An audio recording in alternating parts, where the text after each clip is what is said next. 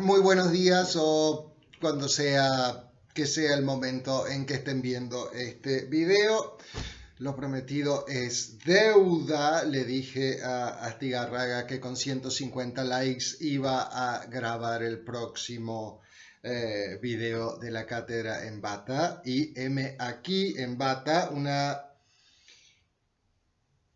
bata bastante cacho castaña, pero en mi defensa la compré en Shanghái, en China, cuando fui al Congreso Internacional de la Federación Internacional de Traductores en 2008 y es de seda. Te dije, Astigarraga, que iba a usar una bata de seda. Bueno, decíamos, vamos a alargar con los géneros periodísticos. Si pensáramos en el libro de Marín como un diario, las páginas de lectura que tenían asignadas para hoy, la sección Los géneros periodísticos, serían la bajada. Es decir, una condensación de todo lo que el resto del libro va a discutir, a profundizar, a explicar de una manera más profunda y con muchísimo mayor detenimiento y ofreciendo ejemplos y demás. Por tanto, esta sección es, a mi entender, la más importante para entender el periodismo en un sentido amplio. ¿Qué quiere decir esto? Para entender que existen diferentes tipos de géneros periodísticos y que estos géneros presentan características que le son muy puntuales. En la primera sección de los géneros periodísticos, Marín empieza a recorrer ese camino entre periodismo y literatura. Recordarán que he hecho algunos comentarios sobre títulos y titulares, en donde hablaba de las características muy particulares que tienen los titulares, es decir, la falta de artículos, los verbos en presente para referencia a tiempo pasado, los infinitivos con to para la referencia futura, verbos cortos, monosilábicos habitualmente, con mucho punch, casi ningún verbo de origen o palabra en general de origen latino, sino más bien anglosajones, etcétera, etcétera, etcétera. Mientras que por otro lado, para los títulos, y si tomamos el texto de Stinson como muestra, recordamos que ahí se flexibiliza este estilo que, que es tan determinado para los titulares. Y entonces he hecho muy al pasar una referencia a donde puede ser que haya un estilo más literario. Empezamos a ver artículos, puede haber verbos en pasado, puede haber juegos de palabras, figuras del lenguaje, etcétera, etcétera, etcétera. Ahora bien, Marín hace este recorrido entre periodismo y literatura y los lugares donde estos se solapan, como puerta de entrada a discutir una clasificación de géneros periodísticos como, perdón, textos informativos, opinativos e híbridos, por un lado, y otra clasificación que solo determina textos informativos y opinativos. Recordarán que nosotros a veces hemos hablado de textos informativos, de análisis y de opinión. En lo personal, creo que la clasificación de informativos y opinativos es muy simple y nos permitiría, grosso modo, adaptarla a nuestra comprensión de títulos y titulares. Entonces pensaríamos quizás que los géneros informativos van a tener titulares, mientras que los opinativos probablemente tengan títulos. Sin embargo, recuerden que muy a menudo en las entrevistas vamos a tener una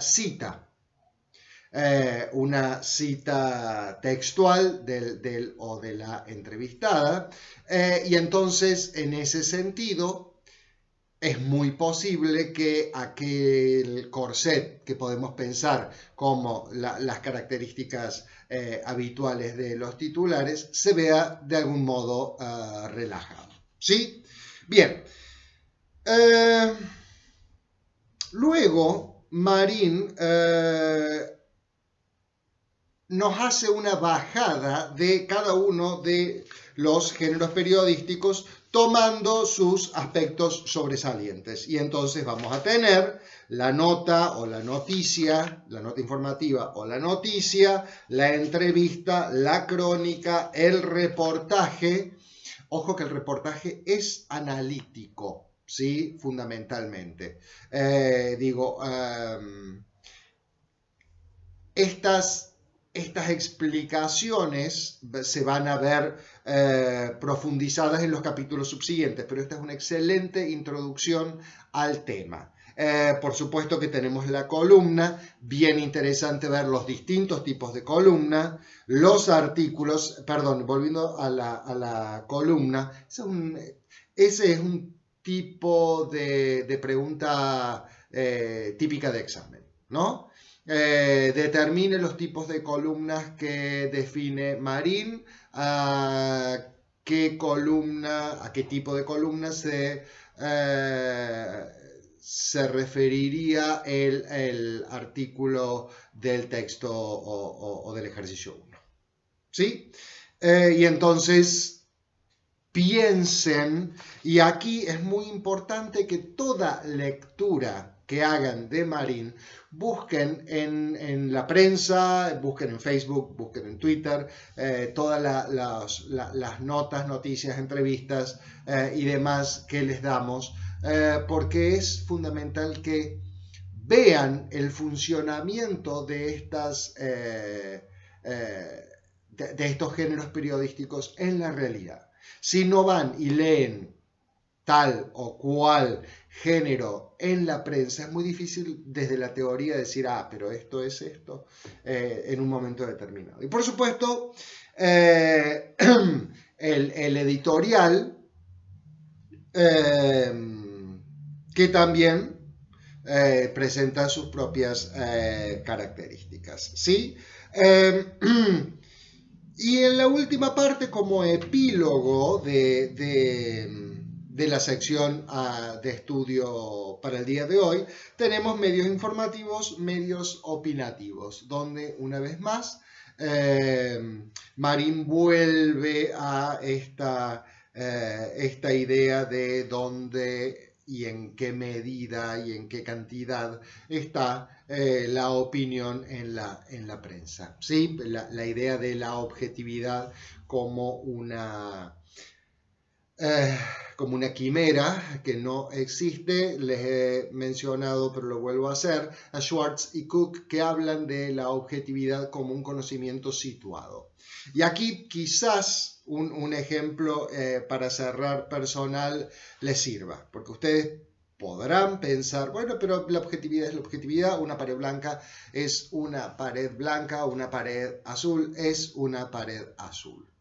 Vamos a tomar, para hablar de mi tema favorito de conversación, de mí, un ejemplo muy claro. Yo soy daltónico, ¿sí? La condición genética por la que uno no reconoce ciertos colores, cierta gama de colores, varía de persona a persona, se transmite de madres e hijos, bla, bla, bla, bla. Búsquenlo en Wikipedia. El punto es que este es un buen ejemplo de conocimiento situado. Yo me puedo parar en una esquina cualquiera y decir, pasaron 3 autos. Uno era rojo, uno era azul y uno era amarillo. Y eso puede ser absoluta, tremenda y terriblemente objetivo para mí. El punto de que sean tres es indisputable y los colores uno podría pensar también. Pero viene alguien y dice, no, no pasaron 3 autos, pasaron 2 autos y un vehículo utilitario.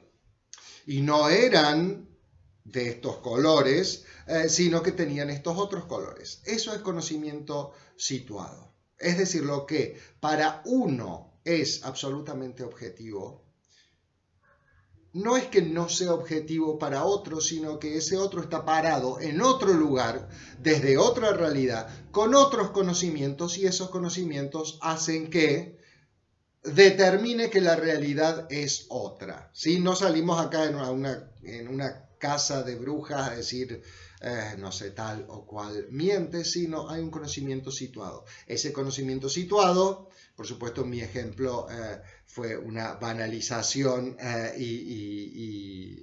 hiperbólico sin duda, pero ese conocimiento situado lleva a que haya medios que por intereses económicos, políticos, sociales o los que sean, determinen que la realidad objetiva es A, B o C, y otros medios que por otras razones económicas, sociales, políticas, morales, las que sea, determinan que la realidad es B. ¿Sí? Los dejo aquí para que vuelvan a leer a Marín.